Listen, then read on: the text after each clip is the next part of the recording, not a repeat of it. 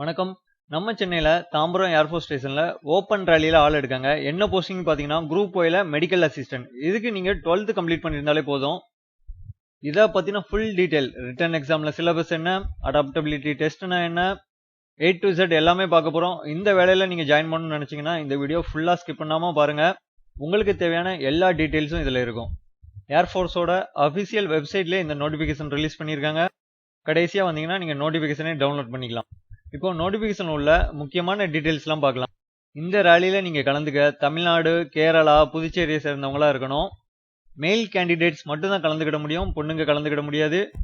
இதுக்கு உங்களுக்கு எந்த ஃபீஸும் தேவையில்ல, எந்த வெப்சைட்லயும் போயிட்டு நீங்க முன்னாடி அப்ளை பண்ண வேண்டாம்.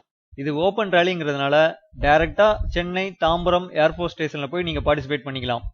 எப்போ உங்களுக்கு எக்ஸாம் நடக்குன்னா 1ஆம் தேதி பிப்ரவரி மந்த்ல நடக்குது. நீங்க கரெக்டா 6 மணி காலையில 6 to 10 இந்த டைம்குள்ள போயிட்டீங்கன்னா டைரக்டா போயிட்டு பார்ட்டிசிபேட் பண்ணிக்கலாம் உங்களுடைய சர்டிபிகேட்டை கொண்டு போயிட்டு. அதனால தமிழ்நாடு, கேரளா அண்ட் புதுச்சேரியை சேர்ந்தவங்க 1ஆம் தேதி பிப்ரவரி மந்த் நான் சொன்ன டைம்ல போயிட்டு நீங்க பார்ட்டிசிபேட் பண்ணிக்கோங்க. ஃபர்ஸ்ட் எஜுகேஷனல் குவாலிஃபிகேஷன் என்னன்னு பார்த்துருவோம். இதுக்கு நீங்க 12th கம்ப்ளீட் பண்ணியிருக்கணும். 12th நீங்க பிசிக்ஸ், கெமிஸ்ட்ரி, பயாலஜி இந்த 3 சப்ஜெக்ட்டும் படிச்சிருக்கணும். நீங்க மேக்ஸ் பயாலஜியா இருக்கலாம், உங்களுக்கும் இந்த பிசிக்ஸ், கெமிஸ்ட்ரி, பயாலஜி உண்டு. இல்ல பியூர் சயின்ஸா இருந்தவங்களுக்கும் பிசிக்ஸ், கெமிஸ்ட்ரி, பயாலஜி உண்டு. நீங்கெல்லாம் இந்த ரேலியில பார்ட்டிசிபேட் பண்ணிக்கலாம். இது கூடவே இந்த 3 சப்ஜெக்ட்லையும் சேர்த்து 50% வந்திருக்கணும் உங்களுக்கு மார்க். சரிங்களா? அதுக்கு கீழே இருந்தா நீங்க எலிஜிபிள் கிடையாது. அதுக்கப்புறம் இங்கிலீஷ் சப்ஜெக்ட்லயும் நீங்க 50% குறைஞ்சது எடுத்துருக்கணும். கண்டிஷன்லாம் இருந்தா நீங்க தாராளமா போய் பார்ட்டிசிபேட் பண்ணிக்கலாம். அதுக்கப்புறம் டிப்ளமோ அண்ட் பிஎஸ்சியில் ஃபார்மசி படித்தவங்களும் இதில் பார்ட்டிசிபேட் பண்ணிக்கலாம்.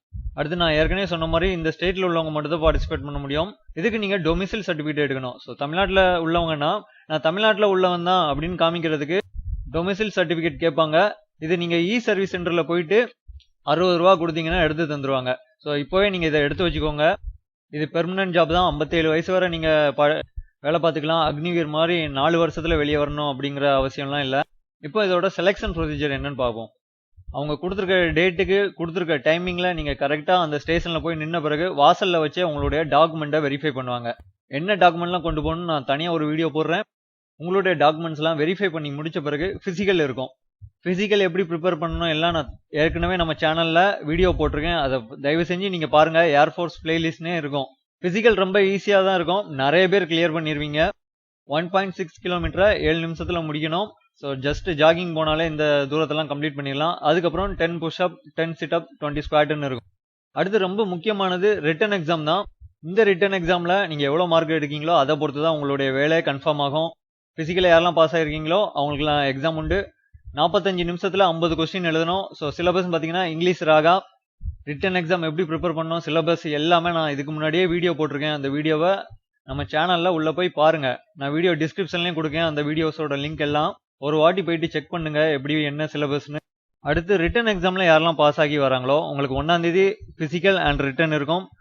இதுல பாஸ் ஆகிறவங்களுக்கு 2ஆம் தேதி இந்த அடாப்டபிலிட்டி டெஸ்ட் 1, அடாப்டபிலிட்டி டெஸ்ட் 2ன்னு இருக்கும். இது வேற ஒன்றும் இல்லை. இதை பத்தின டீட்டெயிலு நம்ம சேனல்ல போட்டிருக்கோம். அடாப்டபிலிட்டி டெஸ்ட் 1ன்னா என்னன்னு ஃபர்ஸ்ட் பாருங்க. ரொம்ப ஈஸியான ஒன்று தான். இதுக்கு மார்க் எதுவுமே கிடையாது. அதுக்கப்புறம் அடாப்டபிலிட்டி டெஸ்ட் 2 அப்படின்னா குரூப் டிஸ்கஷன். ஸோ இங்கிலீஷ்ல நீங்க குரூப் டிஸ்கஸ் பண்ணணும். நம்மளுடைய ஸ்டடி மெட்டீரியலும் சரி, அந்த கோர்ஸ்லயும் சரி, உங்களுக்கு குரூப் டிஸ்கஷன் எப்படி ப்ராக்டிஸ் பண்ணணும், எப்படி ஈஸியா நீங்க குரூப் டிஸ்கஷன்ல பாஸ் ஆகலாம் அப்படின்னு ரொம்ப தெளிவா சொல்லியிருப்போம். அதுல கேட்கக்கூடிய டாபிக்ஸ், ரொம்ப இம்பார்ட்டன்ட் டாபிக்ஸ் எல்லாமே கொடுத்துருப்போம். ஸோ குரூப் டிஸ்கஷனை பத்தி நீங்க கவலையே பட வேண்டாம்.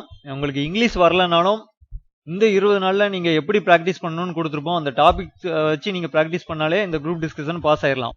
ஸோ இதுக்காக நீங்க போகாம இருக்க வேண்டாம். ரிட்டன் எக்ஸாம்ல மட்டும் நல்லா கான்சென்ட்ரேட் பண்ணுங்க. அடுத்து மெடிக்கல் இருக்கும். அவ்வளோதான். இதெல்லாம் முடிச்ச பிறகு உங்களுக்கு ஜூன் மாதம் வேலை கையில் வந்துடும். இந்த 2 நாள்லேயே உங்களுக்கு ரொம்ப சீக்கிரமாகவே உங்களுக்கு செலெக்ஷன் ப்ராசஸ் எல்லாமே முடிஞ்சிடும். ரொம்ப சீக்கிரமாக எனக்கு வேலை வேணும், அதுவும் கவர்மெண்ட்டில் ஒரு நல்ல ஜாபில் வேலை வேணும்னு நினைக்கிறவங்க இந்த ஓப்பன் ரேலியை தாராளமாக அட்டன் பண்ணுங்க. உங்களுக்கு ஏதாவது கைடன்ஸ் தேவைப்படுதுன்னா நம்ம ஸ்டடி மெட்டீரியல் வாங்கி ரெஃபர் பண்ணிக்கோங்க. அப்படி இல்லாட்டி கோர்ஸில் ஜாயின் பண்ணணும்னு நினைக்கிறவங்க வீடியோ கீழே கமெண்ட் பண்ணுங்க. ஒரு 50 பேர்கிட்ட நீங்கள் ஜாயின் பண்ண ரெடியாக இருந்தீங்கன்னா நான் தாராளமாக உங்களுக்கு கண்டிப்பாக இந்த கோர்ஸ் எடுக்கிறேன். கோர்ஸ் ஒன்ஸ் அட்டன் பண்ணிட்டு நீங்க போயிட்டு இந்த ரிட்டன் எக்ஸாம் எழுதுவீங்க.